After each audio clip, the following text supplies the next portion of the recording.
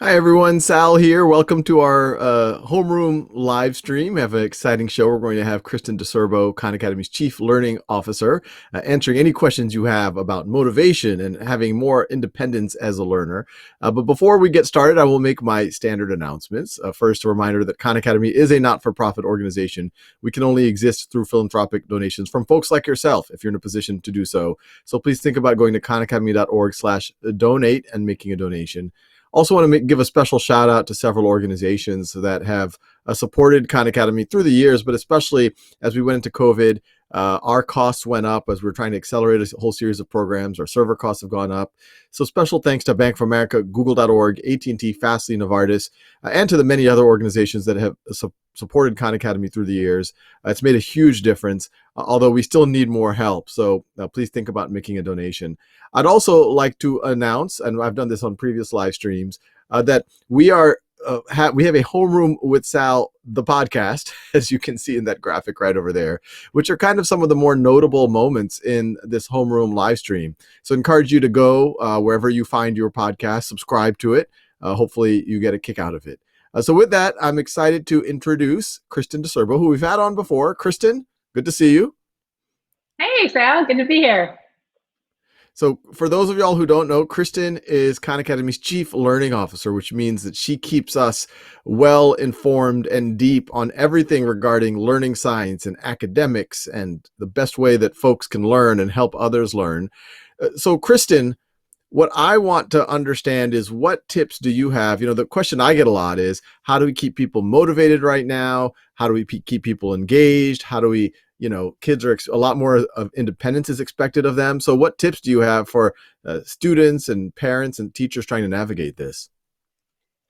Yes, that is the question all of us here at Khan Academy are getting a lot of. So it's clearly something that people are struggling with quite a bit. As you said, I like to look to the research and see what it says. And when you look across things, we can actually think pretty simply about what keeps people motivated. Two things. First, we're motivated to do things when we think we're going to feel successful at them, which kind of makes sense. Like, who wants to do something if you think you're going to fail at it? That doesn't seem very fun. And then second, if we value the activity, if it's something that's important to us. So really, we can boil down a lot of the tips and ideas and things to things that are either going to help us feel successful or increase our perception of the value of the activity we're doing, and sometimes both of those things. So that's kind of the simple lay of the land. And so to your question about a couple of tips, one really powerful thing we can do is to set goals, because goal setting and then monitoring ourselves hits on both of those two things about success and value. And so if I set a goal, or if you're a parent or a teacher and you work with the kid to set the goal, so not just impose it on them, but let them help you think about what should your goal be, that gives you some buy-in. It increases the value because you're thinking, yeah, this is something I care about. I'm going to set the goal to be something that's important to me. And then as you kind of watch yourself make progress toward that goal and actually reach it, it turns out you're experiencing success. And there's nothing that convinces you might be successful in the future like actually having some success. So these can be little goals. It can be, I'm going to write 5 sentences, and then, hey, I wrote 6. That's great. It can be, I'm going to do this many math problems. Start out small. Don't be like, I'm going to learn all of algebra in this next 2 months. That's too long. It's too much. You're going to, not be able to sustain that. So keep it small, but be able to think about, what some of those achievable things that you can do are. I like that. So the two big takeaways: you should have a reasonable chance of or belief that you can be successful, or feeling of successful, and it should be fun. But let me ask a question. Sometimes, like, I'm a hobbyist guitarist, for example, and it's very tempting for me to, in the spirit of wanting to feel successful, kind of play the songs that I already know because I know I'll succeed at them, and it's fun because I can kind of get into them more. Is that what you're saying? Like, should I not challenge myself? Should I not try the songs that I'm still fumbling through these bizarre chords and whatever else? That's definitely not what we want to say.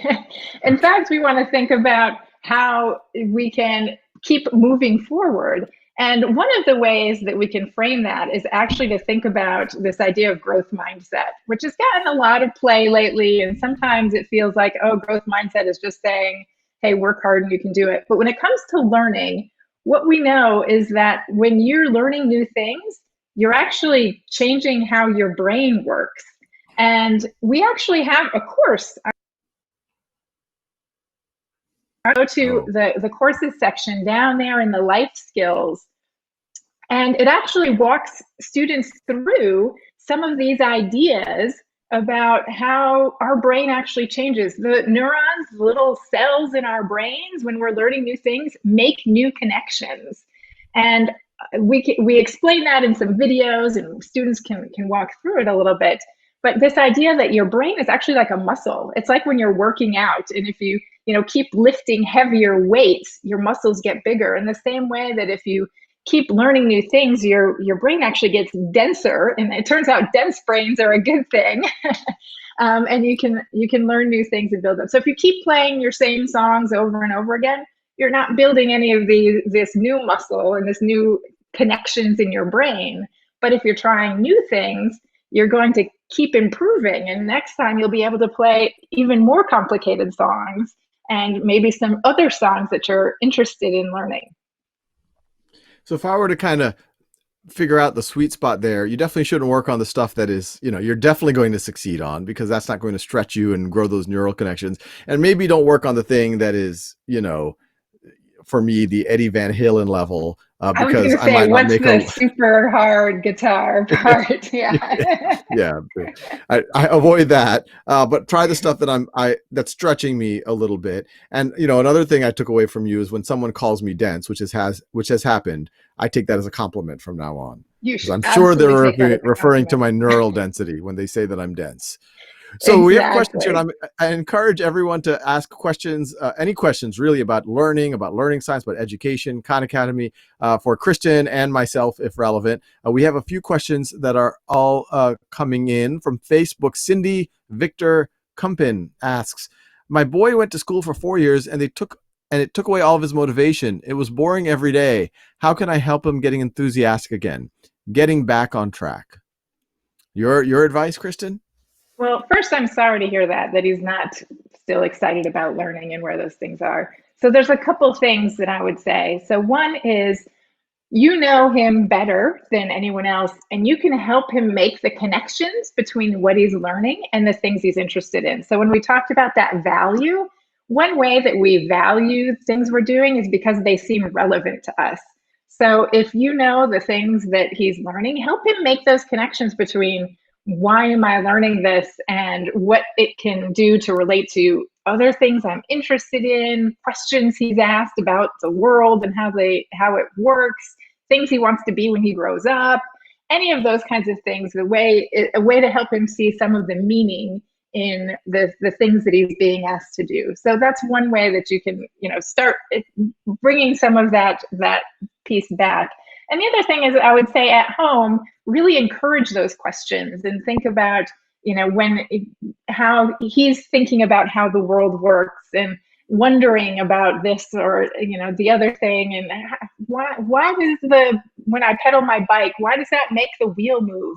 And start even modeling, asking those kinds of questions. And those are the things that then help you relate back to the things that the students are learning. And I'll just add to that, I think there's two reasons why I've seen either myself or other folks disengage or feel something's boring. Oftentimes you feel that it's boring because you're ready to move ahead, but you're getting impatient, or sometimes you feel it's boring, that it's a little overwhelming. It's all going over your head, so to speak. And so one option, and I know a good website for this or a good series of apps, especially in math and science, but we have some resources and other things. But if your son, I believe it was, goes on Khan Academy, is able to put even 20, 30 minutes a day, start at their level. It sounds like your son's been going to school for about 4 years, so maybe they're in 4th or 5th grade. start them even at the kindergarten level, or start them on the get ready for fourth grade or get ready for fifth grade course on Khan Academy. That will allow them to fill in all their gaps, probably build a little bit of confidence. It'll be a little bit of playing those guitar songs that he already knows, but he might realize that a few of his chords need a little bit more practice than he appreciates. And then when he gets to the grade level course, he can learn that in his own time and pace. And then he'll probably not only get caught up with his class if he wasn't already caught up, but probably get ahead of his class. And what I found, and I'm even speaking from personal experience, once you see academic success in one area, you naturally start to get more curious, more engaged. Your perception of yourself starts to say, I'm a learner. I'm capable of learning, and I don't have to wait for other people to tell me what to learn. I can do this on my own. And then that can bleed over into other things. That can bleed into being curious about science or humanities or politics or whatever else. And a lot of what Kristen just mentioned of the real world, how does it all fit together? I think you have a better shot of that. So let's see, other questions here. So this is from Greenwich, Connecticut. Kimberly's asking, how do I know if my child is learning if he isn't tested? And Kimberly has children in grades 3, 6, and 9 and 8th grade. So how do you know if they're learning if they are not tested? Good question. Kristen, your view? That is a good question. So first, talk to your child's teachers about what are the skills that they're supposed to be learning. So not what score they get on a test, but what are the things that they should know how to do? What are the ideas that they should start to be understanding? And then there's a couple things you can do. So first is, in that conversation with the teacher, get their thoughts about, okay, where do you think my child is in getting to do those things? But you can also just start observing the things when you're at home and think about, asking them questions, having those conversations with them that give you some evidence about, hey, how well did I think they understand where this is and what this looks like? The other thing that I would say is I've done a lot of kind of thinking and writing about the idea of assessment without tests. And the idea is that, particularly now that we're in this digital world, we can get quite a bit of information as students are doing learning activities. Again, another shameless plug for the Khan Academy website that helps students be able to see whether, what kind of level they're at, or have they mastered this skill or not, without actually taking a test. They're getting kind of through their practice activities. They are leveling up from kind of being familiar to the task to proficient with the task. And so by gathering that data from digital activities, we actually can eliminate some of the need for the testing that's kind of a big, pressure on teachers' time and on students' time, and leads to anxiety and all of those kinds of things. And instead, we can get information from them as they're learning to be able to understand. Yeah, I'll just underline that last point of, practice on Khan Academy isn't just practice. It's inherently a little micro assessment every time a student engages. And so that is also a good way to read.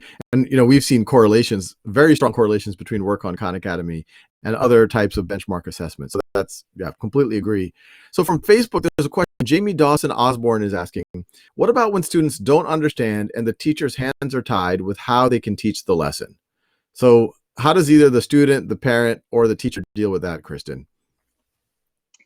So I'm not sure what hands are tied implies. My interpretation of that is, the teacher has to cover, let's say, negative exponents in, say, a 7th grade math class, but the student still doesn't understand basic exponents. But the teacher feels, but I have to cover this negative exponent standard because that's what my pacing guide that I got from the district tells me to do. What should the various parties do in that scenario? And you can imagine that's very disengaging for the student. Absolutely. And I think what we often see is this tension that you've talked about a lot, between having to keep marching forward according to what is in the scope and sequence, we call it, that list of what needs to be taught when in the school year, versus making sure students have time to master what they're doing. And we really need the balance of both of those things, because on one hand, it is important that students have exposure to all of that grade level work. And on the other hand, it's also important that they have the opportunity to fill in gaps of things that maybe they didn't quite master before, or they have the time to do this.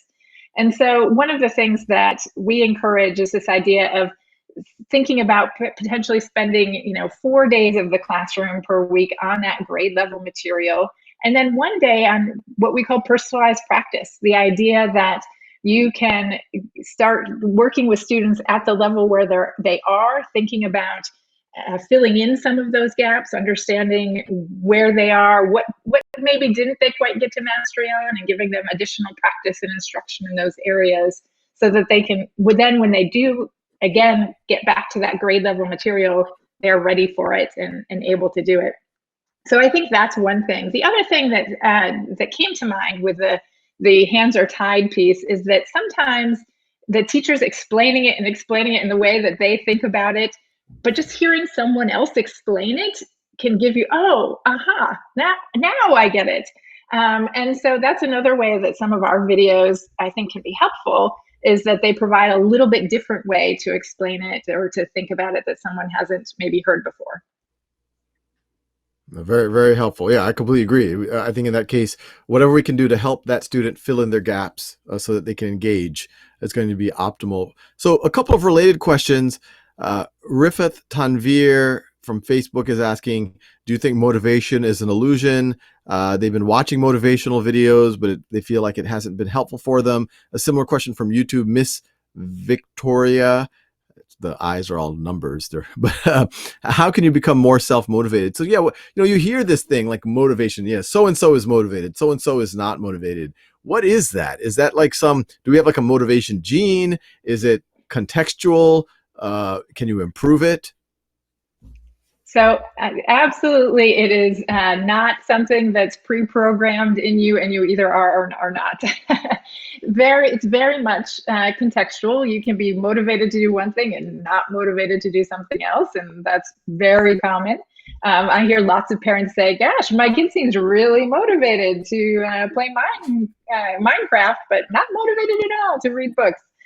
So it's definitely something that you can think about changing, to the point of, is it, the thing that's not going to change it is like motivational slogans. So, just, hey, keep working. Hey, you're doing great. Like, people don't really believe that if it's not their experience.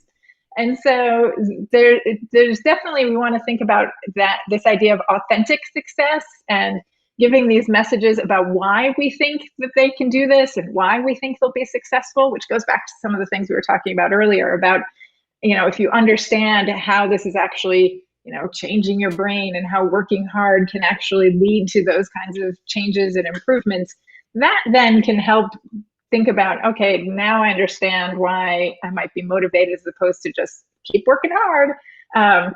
So doing that, getting some of that kind of authentic success going in is important. And then as we think about one of the things that research talks about a lot is a difference between what they call external motivation and intrinsic motivation.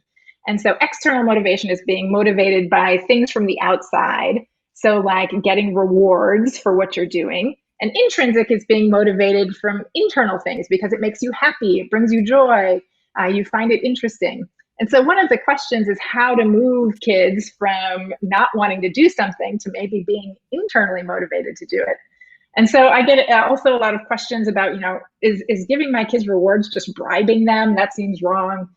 But it's okay to use rewards sometimes to bridge the gap between I don't want to do this and to getting to a little taste of it, that getting a little success that will lead them to success. So it's not bad to think about small rewards. I'm talking about, maybe it's playing a board game. Maybe it's picking what's for dinner. Those kinds of things as rewards, that something that's meaningful for your student, your kid, that gives them a little reason to try something and then get an experience of it that they can then build on. So that's one of the ways we can think about kind of moving towards being more intrinsically motivated. I like that, and it resonates with me, and it makes me feel less guilty last night for bribing my kids with being able to watch She-Ra so that they can take a bath. But I like to believe that extrinsic motivation over time, they will recognize the intrinsic benefits of being clean. and not Yes. stinky. You've also But then, got society helping you with that a little bit once they start yeah, getting a little although older. right, that might be extrinsic motivation too. When you're stinky, people might give you some Yes, external feedback that makes you exactly. realize that you need to take a bath. More questions here. So how do you? This is from Facebook. Andrea Uklara says, "How do you motivate preschoolers in a virtual classroom?" There's one of the things to think about with kids who are really that age is not even motivation, but just attention spans, and making sure first that you have realistic expectations of what a preschooler can do in a Zoom class. We're talking fairly, short time frames, a few minutes on any particular activity. If you look to things like Sesame Street in terms of, how often they're switching to a new thing that they're doing. We shouldn't expect preschoolers to be able to sit for a 30-minute Zoom class doing all of the same, kind of activity. So one, you're going to want to talk to your child's teacher, make sure that they're, making those switches to doing different things, thinking about how you're structuring that time that they're expected to be in. So that's the first thing I would say. And so then the second piece is just thinking about what is it that is in those activities that is related to things that they're excited about, things that they're interested in, make those connections. Hey, did you ever wonder why, why our dog and our cat are, one goes out for a walk every day and the cat doesn't? I don't know, just like silly questions that you might be able to think about and think about how what they're doing in the classroom can bring those kinds of ideas in. But with younger kids, again, manage your expectations about what they're going to be able to do in this environment. Yeah, no, it makes a lot of sense. And I would just add to that, I have my youngest is almost 6, 5.5 years old. And what I've seen his teachers do really well is just do quirky, funny things all the time, intersperse whatever they're trying to do with just some goofiness, some moving around. And to your point, Kristen, like not do, long stretches. And for a 5 or 6-year-old, a long stretch could even be 15 minutes or 20 minutes, but try to break it up and try to make it as interactive as possible. I also do want to make sure folks tune in for tomorrow as they're going to be our 100th show. And the person who can help answer some of these questions about motivating kindergartners and preschoolers, Tabitha Rossbroy, she's the 2020 National Teacher of the Year. So hopefully she can give us some tips as well on motivating that crowd, which I'm sure I can benefit from here at home. So, from YouTube, I would also say, just to echo that teachers have great experience doing this and lots of good tips. So just encouraging people to tune into that. Yeah, my other last tip, and I wouldn't even call this a pro tip because I'm not a pro by any stretch of the imagination, is stick with it with the young kids. Even they are very capable of eventually forming some of these habits.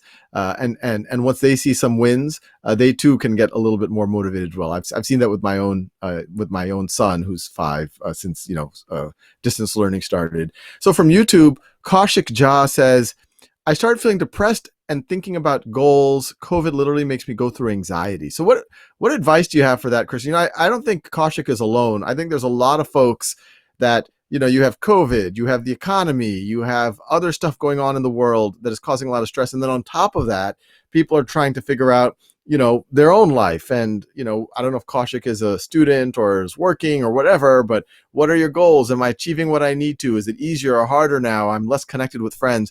How do you recommend people navigate this and maybe, try to get out of that and try to maybe hopefully make some forward progress on some of their goals? Absolutely. So I'm going to take this from first starting just from the learning perspective, and just say, keep it simple. We don't have to do everything while we're in this COVID situation. We'll be out of it at some point. We'll get a vaccine. We'll be able to go out in the world. If we can just make sure we're keeping up the foundations right now, that's the important thing. So for younger kids, just make sure they're doing some math, they're doing some reading, they're getting some just, keeping up their curiosity about the world. Those are really the important things that you're doing. For students that are a little bit older, again, think about what are the most important things for them to be learning this year. what are the biggest pieces that, we want to make sure they get. And let yourself go with all of the things that come in terms of learning on top of that. It's okay if you don't get them now. We're all really resilient, and we'll be able to pick up again when this is all off, and we can get back together and do in-person learning and focus again on all of these things. So that's my first thing, is it's okay if you're not doing everything that you were doing in the before times. So it's okay when you set goals. We talk about progress monitoring to make sure you're on track, but another skill is actually realizing when this isn't going to work, I can't do this right now, and modifying what your goals are and thinking about whether maybe it's you're going to extend the time it takes to meet that goal. Maybe you're going to change what the goal is a little bit. That's okay. Our goals are not like carved in stone. We can change them. And it's actually quite a skill to be able to recognize when you're off track and be able to, find ways to either get on track or to modify what your path is and where you think you're going to go. I'm going to say one more thing. I also have a background as a school psychologist. And if you feel like the anxiety that you're experiencing is interfering with your work in your life, and that worry and the thoughts you're having are actually interfering with kind of the daily things you need to do, don't be afraid to seek help for that either. If you've got kids, you can talk to their pediatrician, you can talk to your general practitioner for some advice and help as well, but make sure that you're staying healthy. Yeah, I'll just echo that last point Kristen made.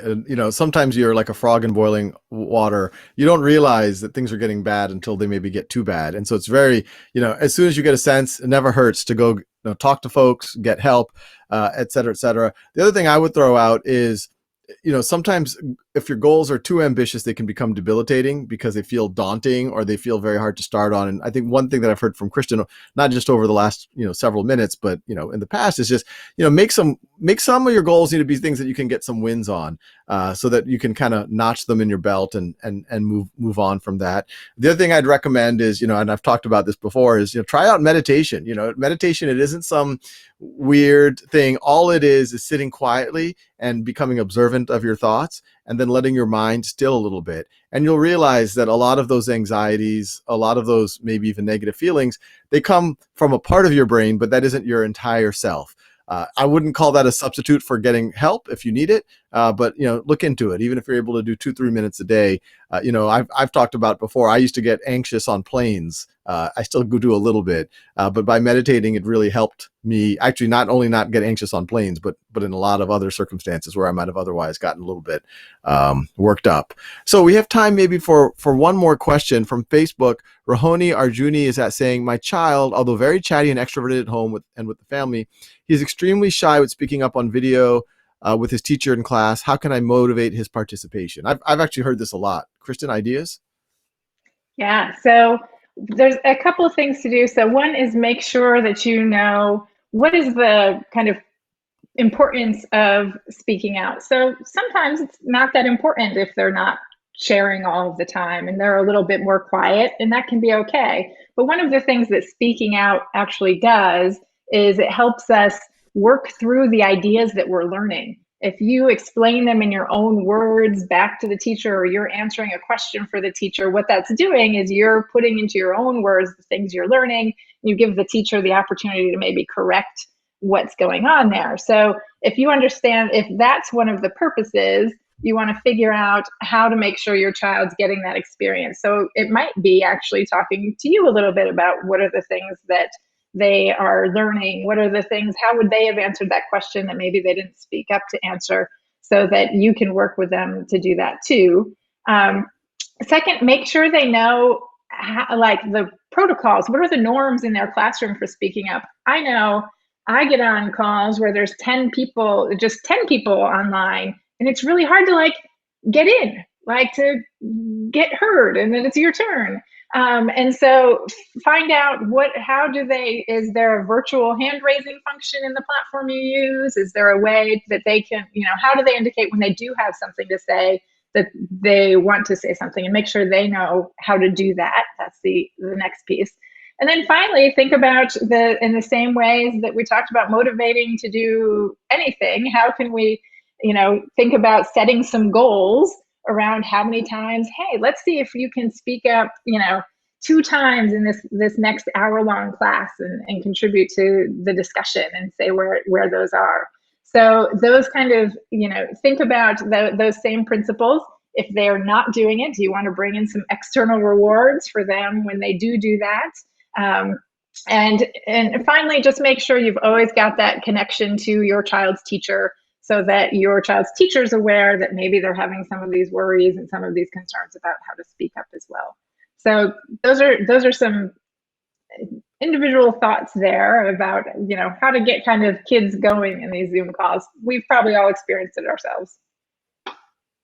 No, absolutely. I think I've been on some of those calls with Kristen where I have trouble getting in. I hope it wasn't my fault. Well, Kristen, thank you so much. I hope we do this again. As you can see, a lot of folks have a lot of questions about engagement and motivation. So I don't think this is the end of our conversation, but thanks so much for joining us today. Let me just say, actually, if you have more questions, we're doing a webinar next week, and you can sign up at the place you see here. So one more plug before we go. September 30th, 4 Pacific, 7 Eastern. Awesome. Thanks, Kristen. Yeah, definitely join that webinar. A lot more good information like you just got. Also want to remind everyone for tomorrow's live stream, National 2020 Teacher of the Year, as I mentioned, Tabitha Rossbroy, and we're going to be able to talk about she's National Teacher of the Year, but especially working with younger kids. So I think we'll be able to continue some of these questions we've been talking about motivation, especially with younger kids in distance learning. So look forward to seeing y'all tomorrow. Have a good day.